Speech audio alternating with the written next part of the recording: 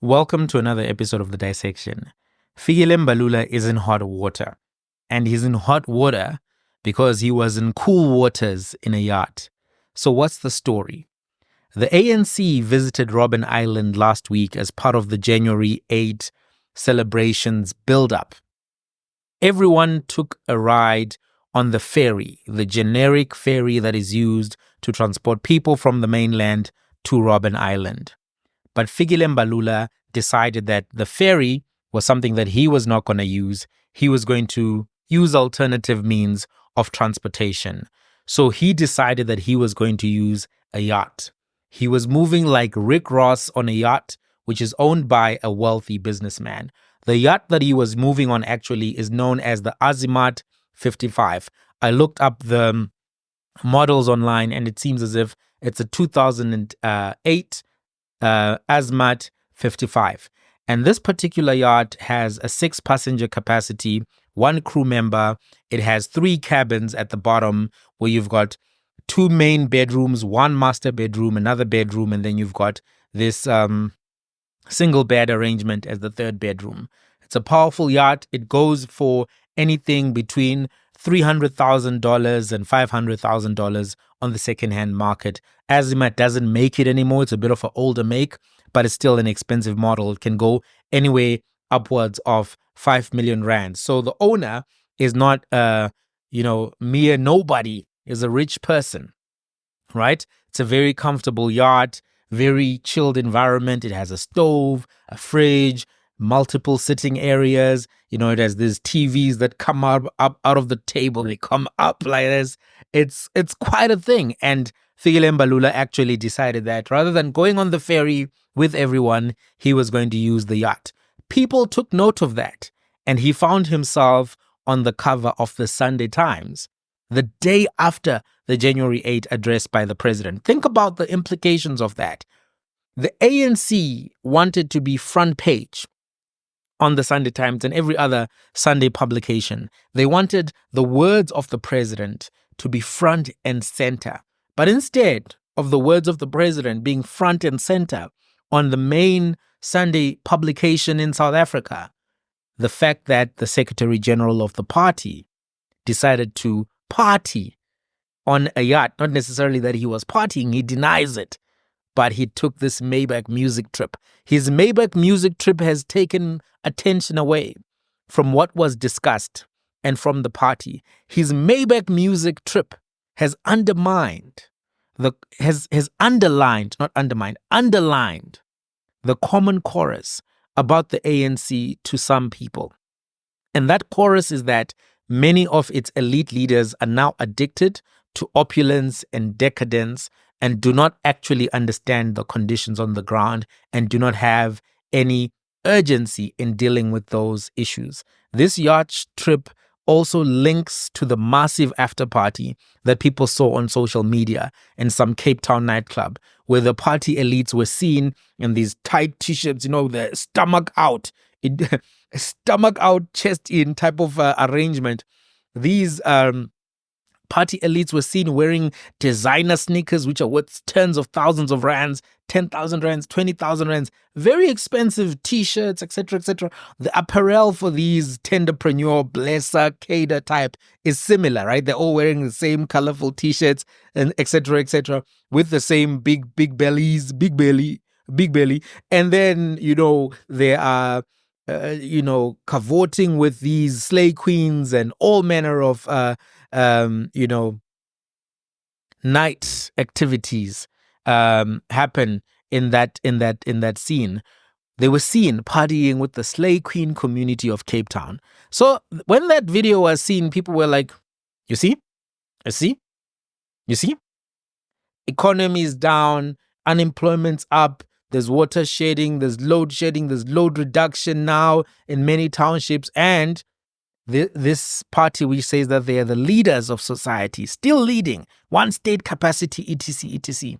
They're busy gallivanting at night in Cape Town with the slay queens and yellow thighs and thick thighs and all of that. So going on the yacht in and of itself is something that would have touched a nerve, right? Here's what Fikile Mbalula had to say, because Dr. JJ Tabane actually asked him about this, and here's his response. Yeah, what was the statement saying? Not clarifying the wrong narrative that is being patterned. So you didn't go with a yacht? No, we went with the yacht, the boat. Yeah. And then it was given to us as a mode of transport. It's as a gift? No, it's not a gift, it's a donation. We pay for it? Yeah, no, we didn't. Okay. There's nothing that links us to corruption. Why didn't you use the boat that people are using so you can see in the provinces that are talking about? No, I know the boat. I know the ferry. I've been in it. And that day, I had 5 lined up activities from Robben Island. I see. I left there. Yeah. I arrived late at the summer zone. You even arrived late with the yacht? No. How do you arrive late? Nothing is fast, man. No, remember, it's fast, but I'm saying we're late because the Robben Island program, remember, it also tracked a bit. Yeah. So we were in Cape Town. We addressed there about 3 activities. Okay. And I had to drive out of Cape Town for 2 hours. Yeah. To Worcester in September. And I addressed the rally there. Yeah. Those journalists who were in the ferry, some of them who reported about them, could not reach other areas because they were late. Yeah. The president used the state helicopter and then to reach his destination. Yeah. When the office made arrangements, they took into consideration with that. So it's not like people were at Robben Island, the SG was gallivanting in the sea with the yacht. He did not do anything.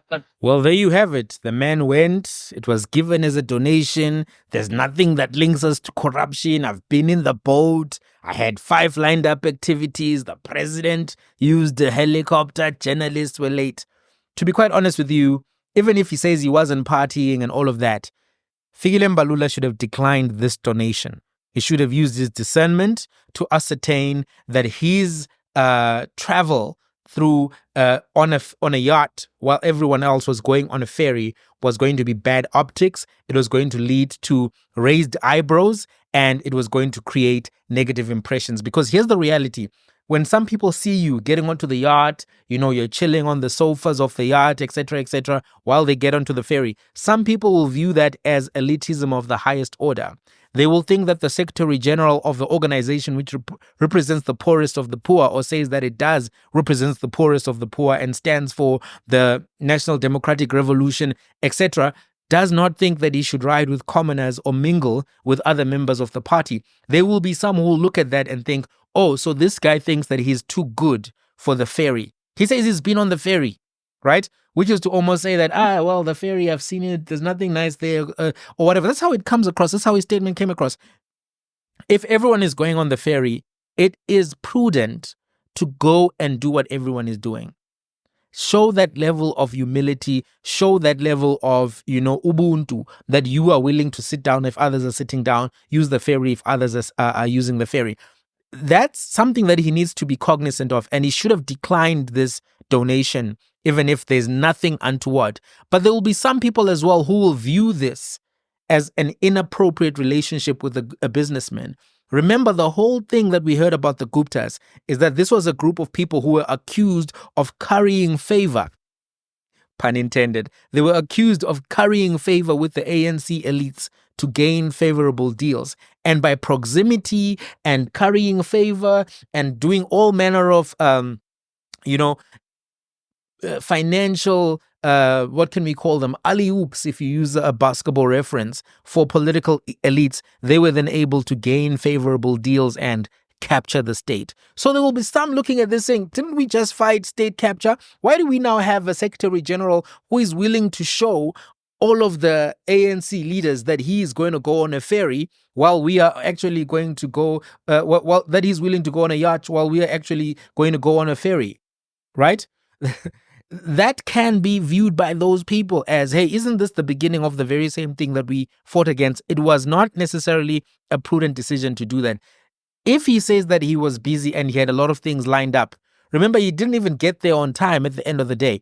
I think he should have reduced his schedule. You should have delegated the Deputy Secretary General to go to the other stuff, split yourself up so that you can be on time for Robben Island and not necessarily be trying to use different types of transport. The fact that the president used the helicopter, he's the president, right? The head of state has got different obligations to the secretary general of the ruling party. He's still got to run the country. He's still got to do party activities. So if he's doing those two things, it makes sense that he would use the helicopter. But you can't necessarily put yourself in the same tier as the head of state, as the secretary general of the party, right? So the fact that the president used the helicopter is neither here nor there.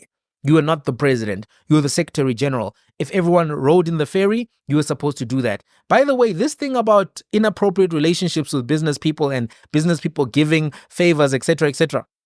You know, when I was just thinking about this topic, it struck me that last year, 100 CEOs pledged 250 million to the president's personal projects office, right? The one that is the projects office that is in the presidency. 250 million. You know, at some time, I think to myself, what's the difference in principle to what some of the CEOs do now in the open and what the Guptas were accused of doing before, right? Giving money, currying favor, all of these things. What is in principle, what's the difference? Do you think there is a difference? If the CEOs who are members of Business Unity SA, like Adrian Gore and others, give money and pledge money to the president's project office, hundreds of millions of rands. What is that? Is that not lobbying? Is that not a form of trying to gain influence? Is it purely because they are patriotic? What do you think? Let's have a conversation. So Gwede Mantashe was asked about this on Newsroom Africa, and here's what he said. He softly said we're going to look into it. Softly, but he did say that they're going to actually ask about this. Listen to what he had to say. So was it an ANC-sanctioned decision to say that you're going to use this yacht to go to Robben Island and then... No, there was no ANC meeting that took that decision. So don't make it an ANC decision. There was no such a meeting. We had the NSC, I attended that NSC. There was no decision about yacht or any other mode of transport. That's not a decision. But what is important is that it was reported in the NSC that a delegation will go to Robben Island, and that delegation did go to Robben Island. I'm just trying to remember now the NEC member who was in conversation, Donald Msilamulele, last night told Xoli Mgambi that this was actually arranged by the ANC. The transport was arranged by the ANC. The ANC is an organization. It has departments. I would imagine that in the operations... So it could be an ANC decision? It could be an ANC operational decision in the offices. So it is an ANC decision? It's not an NEC decision of the ANC. That's where the highest decision making is taking place. So as the chairperson of the ANC, what do you then read into this? Are you saying that there's absolutely nothing wrong with it? No. It was just the mode of transport that was being used? No. What I read from it is that it should not be attributed to the ANC. But it's an ANC decision. No, Alden, look at this. If you want to make that the ANC decision, I will know that there's an element of mischief there. Okay, there's an element of mischief there. I will understand that because I'm old enough to understand that. The actual decision of the ANC is a delegation of ANC leaders will go to Robben Island and visit Robben Island and take various lessons from there. If in the process, one of the officials take a yacht with a businessman to that place, cannot be the ANC decision. It can be an issue of that official taking a yacht to go there. Ideally, everybody should be in that ferry. Okay. Ideally, everybody should be in that ferry. But there is this sideshow that attracts attention away from the focus of the visit. How are you going to deal with that sideshow? Is it there? No, we'll deal with that when we meet and we'll discuss. Is it today? No, we're not meeting today. You're not meeting this Monday? We're not meeting today. Okay. Yeah. So you'll deal with it in which sense? When we meet, we'll discuss and try to find out what happened and so forth. Because It is not an NEC decision. Okay. That is where we sit. So the first thing I want to say is that the fact that Gwede Mantashe availed himself for this interview, he's the chairperson of the ANC.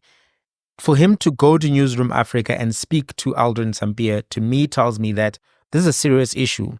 Gwede Mantashe doesn't just do interviews every other day of the week, but he availed himself to explain this particular issue. It was on the front page of the Sunday Times. It's not trivial. So the fact that he is there in and of itself, for me, is a serious thing. Who is sent to speak about particular issues tells you how seriously a political party is taking that particular issue. Number one. Number two, it's very clear that Gwede Mantashe wanted to stress that this is not an NEC decision, that no ANC meeting that took place, that no ANC meeting took that decision for Mbalula to use a yacht, that actually this should not be attributed to the ANC in any shape or form. He's making it clear that this is a Mbalula thing and not an ANC thing. And if you say it's an ANC thing, then you are mischievous. I've been around long enough to know mischief. That's what he's saying.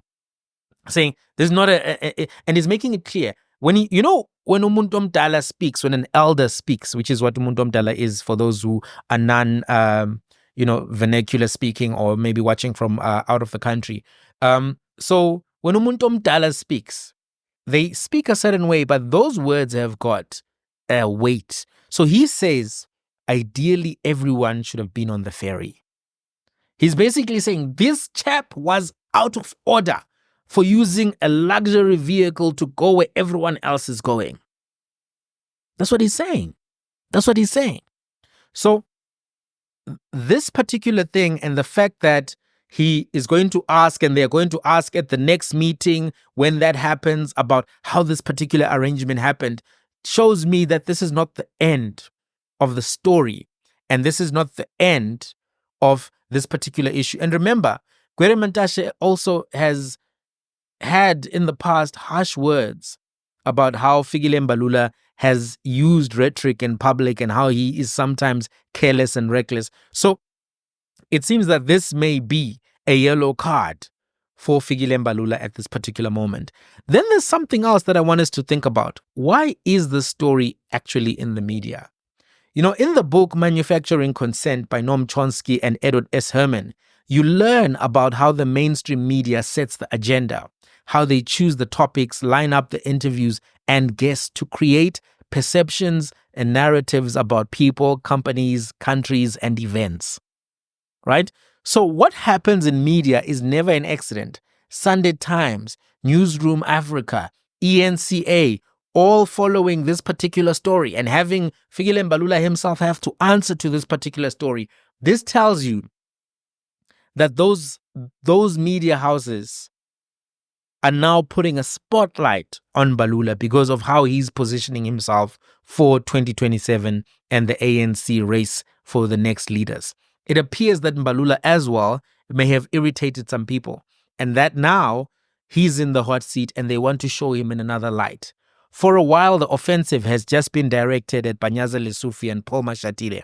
There's been a lot covered about them in Daily Maverick, in News 24, you name it. They've covered it. Hostile coverage in most of the instances.